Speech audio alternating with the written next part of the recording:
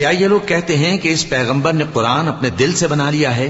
کہہ دو کہ اگر میں نے دل سے بنا لیا ہے تو میرے گناہ کا وبال مجھ پر، اور جو گناہ تم کرتے ہو اس سے میں بری الذمہ ہوں۔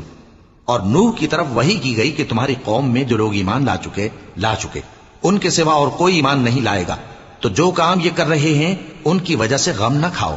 اور ایک کشتی ہمارے حکم سے ہمارے سامنے بناؤ، اور جو لوگ ظالم ہیں ان کے بارے میں مجھ سے کچھ نہ کہنا، کیونکہ وہ ضرور غرق کر دیے جائیں گے۔ اور نوح نے کشتی بنانا شروع کر دی، اور جب ان کی قوم کے سردار ان کے پاس سے گزرتے تو ان سے تمسخر کرتے۔